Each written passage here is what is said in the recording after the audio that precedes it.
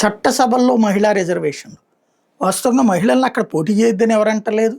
పోటీ చేయిస్తే ఓటు వేయొద్దని ఎవరు అంటలేదు. కాకపోతే మహిళలకి పార్టీలు తక్కువ ప్రయారిటీ ఇస్తున్నాయి కాబట్టి రాజ్యాంగ సవరణ చేసి మహిళలకి రిజర్వేషన్ కన్ఫామ్ చేసేస్తే ఖచ్చితంగా 33%, అది బీసీలో 33%, ఎస్సీలో 33%, ఎస్టీలో 33%, అంటే బీసీలకు వచ్చేట్టుకు అసెంబ్లీలో, పార్లమెంట్లో లేదు కదా, అసెంబ్లీలో కూడా ఉండదు, స్థానిక సంస్థలు. అదే సందర్భంలో మిగతా దాంట్లో రిజర్వేషన్స్ ఇప్పుడు వచ్చేటట్టు ప్లాన్ చేసుకొచ్చారు మోడీ సర్కారు, అది తీసుకొస్తుంది.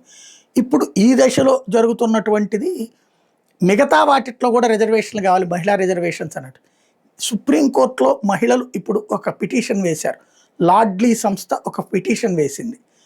వాళ్ళు మహిళలకు సంబంధించి ప్రతి ఏడాది పోటీలు కూడా పెడుతుంటారు, లాడ్లీకి సంబంధించినటువంటి వాళ్ళు ఇప్పుడు ఒక పిటిషన్ వేశారు. ఏమనయ్యా అంటే మహిళా రిజర్వేషన్స్ అన్నటువంటిది జ్యుడిషియరీలో ఉండాలి, జ్యుడిషియరీ అనుబంధ విభాగాల్లో ఉండాలి అన్నటువంటిది.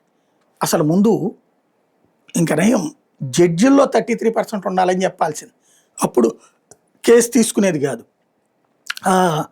జ్యుడిషియరీలో ఉన్నటువంటి ఇతర అనుబంధ లీగల్ పోస్టుల్లో మహిళా రిజర్వేషన్ 33% కావాలని పిటిషన్ వేస్తే దానికి ప్రభుత్వాలకి నోటీసులు ఇచ్చింది సుప్రీంకోర్టు.